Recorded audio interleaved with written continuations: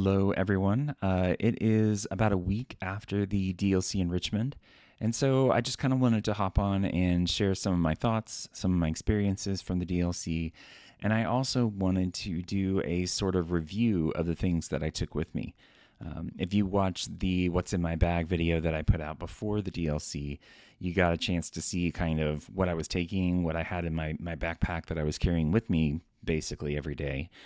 There was some other stuff, but it was not the main stuff that I had in my bag. So, anyway, we'll get to that after a little bit. So, Richmond.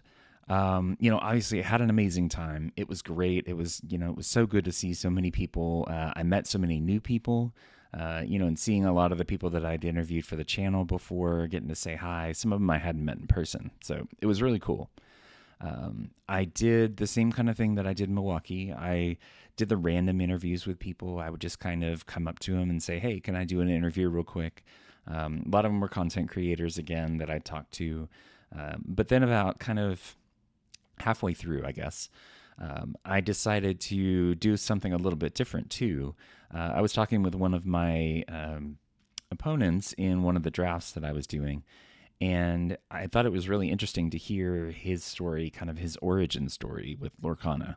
I do that on my videos, my regular interviews, but it was really cool to kind of do it a little more ad hoc. And it was the people that I was playing against, so I had already kind of talked with them and gotten to know them a little bit. So it wasn't just like walking up to a random person and asking them about it, but it was super fun. A lot of the stories were kind of similar, just because it's a TCG and everybody's kind of playing the same game.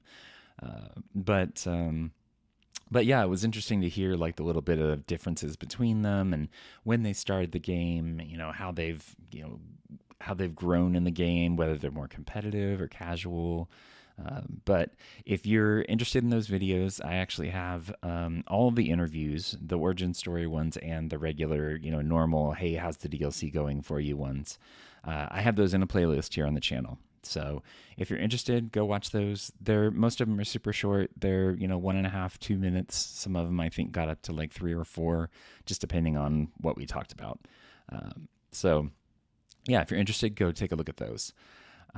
So what did I do? I did, let's see, on Friday, I did a sealed draft, the Whispers in the Well draft. That's the one where the first round, you get your packs, you make your sealed deck, and then you play that round with that. And then the second round, you draft, you're passing the packs around for the ones that you have, and you play that round with that one. And then for the final round, you get to combine the decks and make it into something a little bit more, a little bit stronger, a little bit more well-rounded because you have more to choose from. Unfortunately, my opponent did not show up for the last round, just like back in Milwaukee. Didn't show up for the last round. So I, again, did not get to play the combined deck that I put together. But I did get the win. I got the tickets. So I guess that kind of softens the blow a little bit. But and then I did some other, I think it was another draft in the afternoon for Whispers.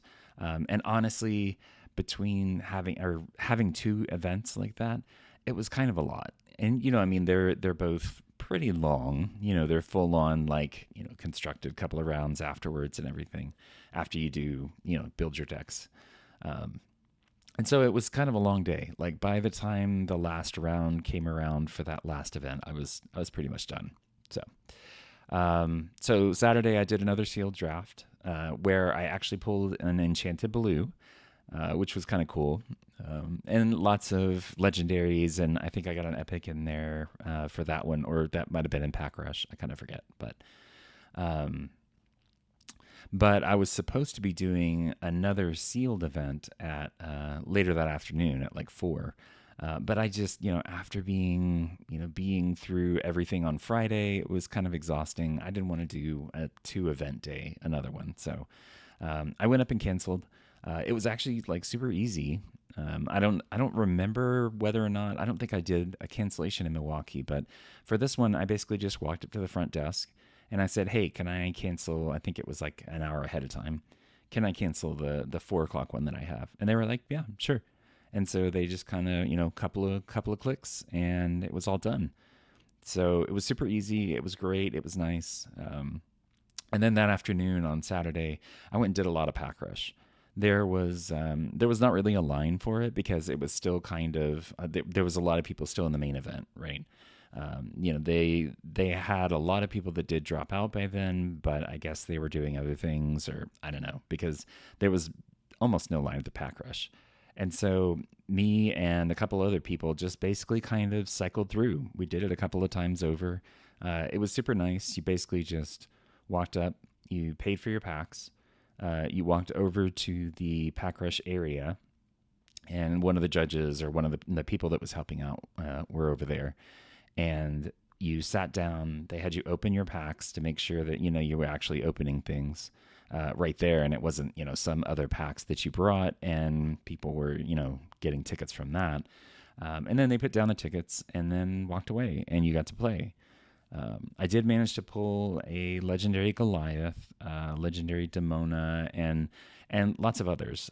Now I played probably 7 or 8 rounds, so opened a decent amount of packs over there.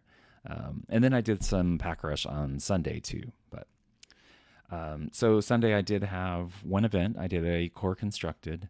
I played a Amethyst Emerald Whispers deck that I kind of put together myself. It was kind of based on some other decks that I found. It worked okay. The one of the key things, the annoying things with it was the Emerald Chromicon. And really, honestly, that was the most powerful when the other player interacted with my board or my side of the board. If they didn't interact with it at all, it didn't help at all. And it was just basically me running an aggro-ish deck.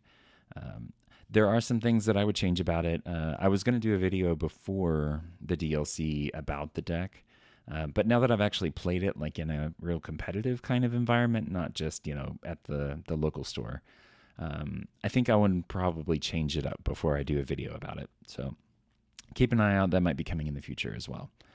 There was one of my opponents. He actually was surprised. He thought I was going to be running a different deck that had like enigmatic Inkcaster, and a couple of other cards. And he thought that when I started playing out the first ones, the Chernobog's Followers and those high aggro cards, he thought that was what I was playing. And so he was kind of surprised a little bit later that it wasn't that kind of thing. So.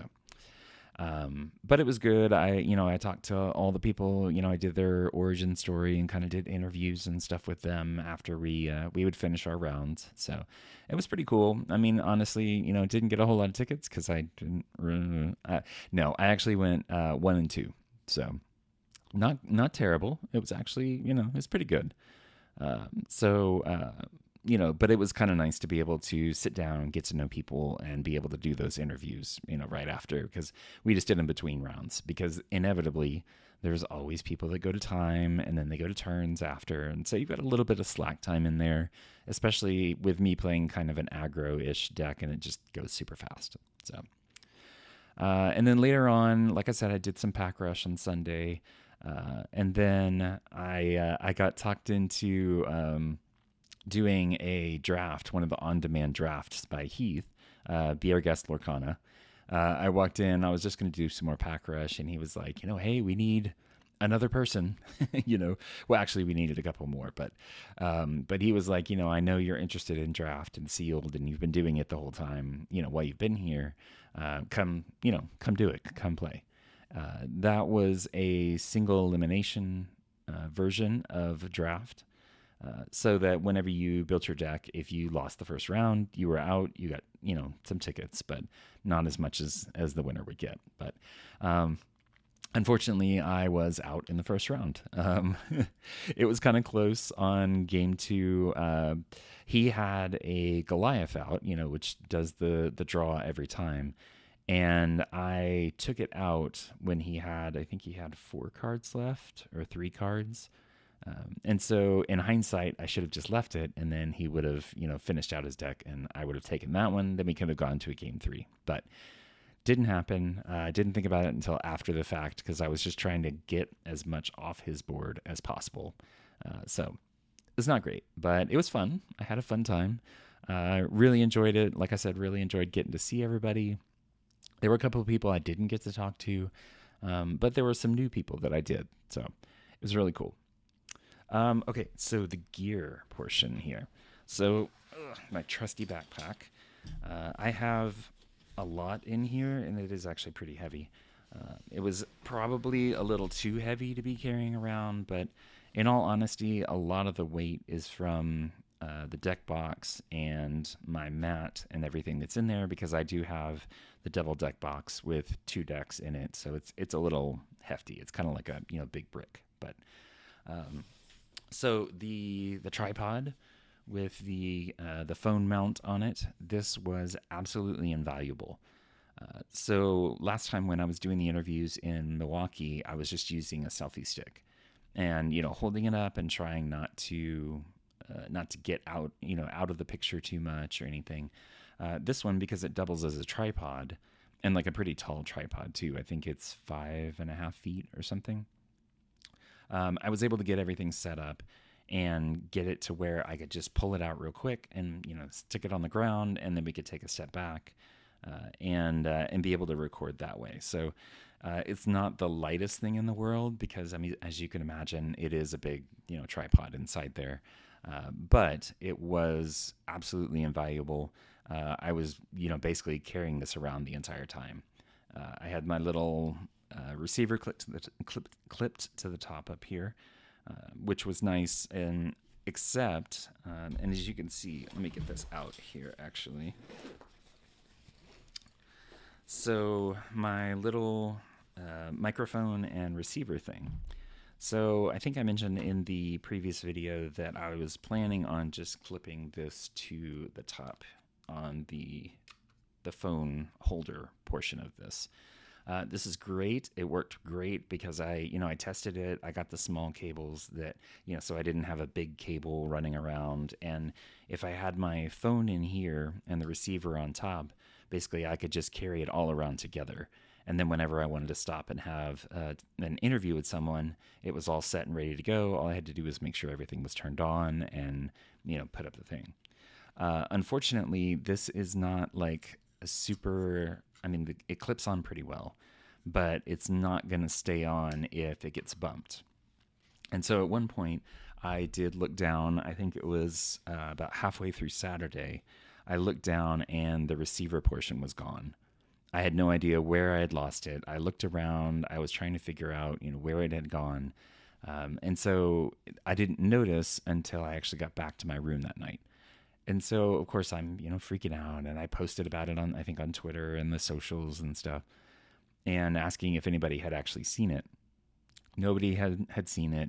I went back and looked at the tables where I had been sitting for the different side events that I was at, and no luck. So I was like, well, maybe somebody turned it into the Lost and Found. It was too late to go to the Lost and Found because they had kind of wrapped everything up. So I went back the next morning. I showed them a picture of it, and it just so happened that somebody had turned it in earlier that morning because I got there a little bit after everything started up. So thankfully, found the receiver because otherwise it would have been really hard to actually record things without it. So the little microphones were perfect. The little fuzzy pieces, the wind guards for them did kind of keep falling off a little bit. But what I ended up doing was most of the shirts that I wore were collared shirts and they had pocket in the front. And so I basically just started clipping two of them right here on the pocket in the front and kind of keeping them there so that whenever I needed to record something, I could just, pull it out real quick and make sure it was on and hand one to the other person. I did have them in my pocket at one point, but the little wind guard again kept coming off. So I charged the case for it since it's got the battery built into it. I charged it before I left, and I haven't had to charge it, and I think it's still at like 3 of the 4 little power dot things on the side. So worked out pretty well. The little gimbal thing that I got new this time, I didn't use it too terribly much. I did have it in my bag, like my carry-on bag on the plane. I didn't have much of a layover on the way there, but if I had, I have a feeling that I would have actually, used this a little bit more. But it was great. I used it whenever I first got there, doing some, just kind of walking in videos. to have some B-roll kind of stuff. So it's really nice. It's actually a really nice little thing. It's pretty, pretty hefty, pretty sturdy, which I liked because it was, bumping around in my bag the whole time.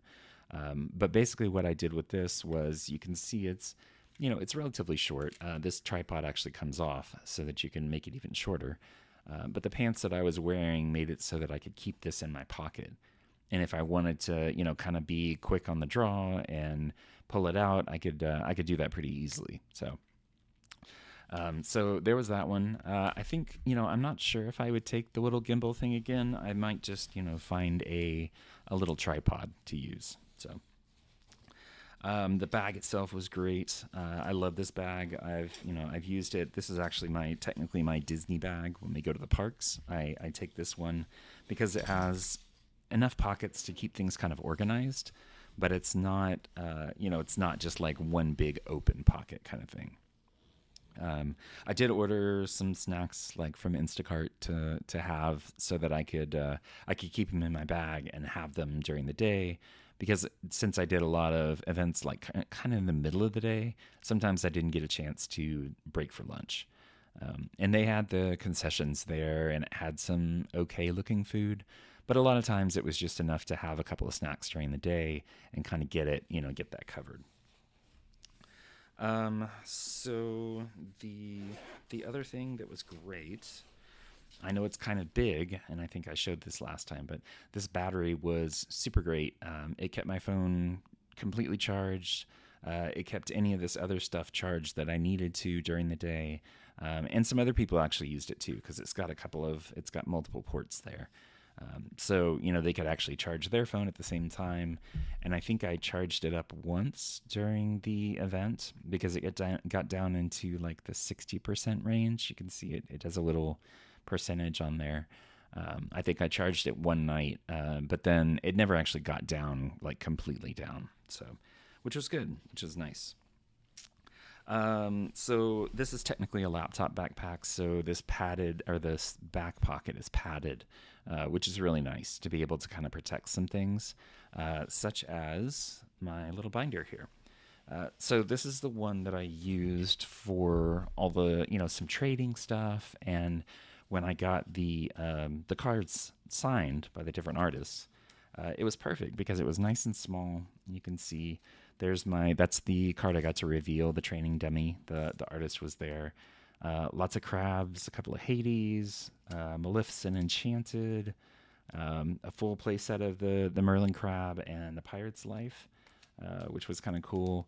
And then one of my friends at the locals, she wanted to get Diego Sals, Sals? I forget, to sign a go-go for her. So I went and grabbed one of those from the vendors, but this is perfect because it's just like the right size.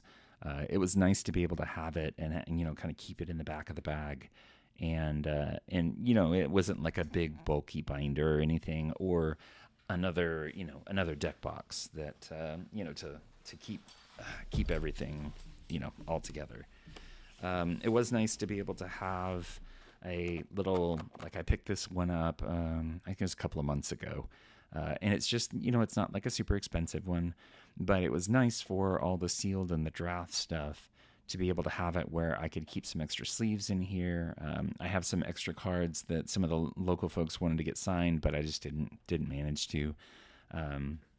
John Lauren was there, one of the artists, and his line was always super long. I ended up waiting in it I think it was Sunday. And at one point, they just basically had to cut it off. And I was the last person before they cut it off before lunchtime. So if that gives you an idea. And then people were already trying to line up for the after lunchtime signing sessions behind that. And the people were like, no, you can't do that. You have to wait until this line is finished, and then you can start lining up again. So tells you how popular he was. He did he's done a lot of stuff, a lot of the Ursulas and everything.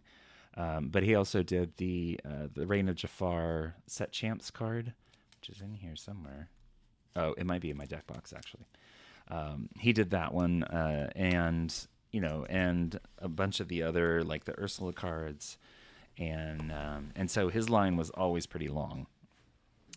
The other artists like were long-ish, but his was definitely one of the longer ones. So you can see I got the Ursula and the Jafar there signed by him, which was kind of cool. And then that was the Enchanted Baloo that I pulled. I went ahead and put those in my deck box just to keep them extra safe, just to make sure that they didn't suffer any kind of fate from a box coming open, because this one's nice and solid. It has the magnetic closure on it. So all in all, I think everything worked out pretty well. Like I said, I don't know if I would take this gimbal with me every day. It's a little bulky. It's a little heavy. But it was nice to have when I needed it. Honestly, most of the stuff that I filmed with it, I probably could have done with the bigger tripod and gotten away with it. It just probably would have been a little bit more jittery. So there you go. There's kind of a review. I probably, yes, I did take too much. But a lot of it I did end up using like every day. So that was always nice. So yeah, oh, and I had a little bit of a scare the last night. I was trying to find, because of course these little lavalier mics are pretty small, and I had, like I said, I had them clipped to my pocket here in the front. Well, apparently one of them had kind of fallen forwards, and the clip had come undone, because they're strong, but they're not like super strong. And so the clip had come undone, and I didn't realize again until I got back to the hotel that I only had the one clipped there. And so, of course, I'm, slightly panicking, trying to figure out, because, I don't want to lose a piece of this. These were not exactly the cheapest thing in the world. They're super nice. Don't get me wrong, but I don't want to lose one and then only have three for forever.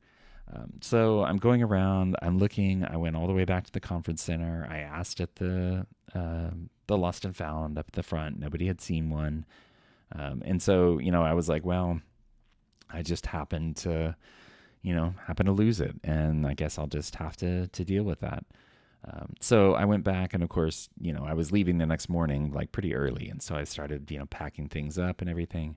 And I just happened to pat the pocket on this jacket, because I wore this most of the time. I just happened to pat the pocket, and what had happened was it had actually fallen down inside of the jacket, like inside where the pocket is. And so I didn't feel it because it wasn't in the actual pocket. So very much relieved. Obviously, that was a very nice thing to to end up on. But and then got up the next morning on Monday, headed out, bright and early. There were a whole bunch of Lorcana folks there at the airport, leaving at about the same time. One or two of my local-ish folks that were flying back. I sat next to two players that played in the competitive event the first day. It was really cool to talk to them and just kind of get their feel for, like, what decks did they play, what did they come up against, all that. But there was a lot of Lorcana merch being worn, a lot of people with the hats on, different shirts and everything. But it was really cool. It was really fun. And safe flight home. Everything went pretty well. Got back middle of the afternoon and just kind of chilled out, and then got back to real life the next day, which is kind of, it's always hard especially after an event like that, where everything is so intense all the time. And it's just, you're completely immersed in it, in a room with no windows and, and just so many people to see and talk to and play against. And so, yeah, I definitely miss it. And I am going to be trying to make it to Indy to see, just to be there, basically. Probably do some side events and stuff with an attendee badge, just like I did this last time. So we'll see how it goes. Fingers crossed if I can get a ticket. But yeah, thanks to anyone that I met there that I did an interview with. If you're watching this, I really appreciate it. It was great to be able to talk to you, great to be able to get your story and your perspective on things. And just anybody that I happen to meet. along the way. There was so many people that I didn't, like I said, didn't get to actually talk to. I just kind of like shook hands and moved on because I was talking or looking for somebody else or headed to an event or, there's only so much time in the day.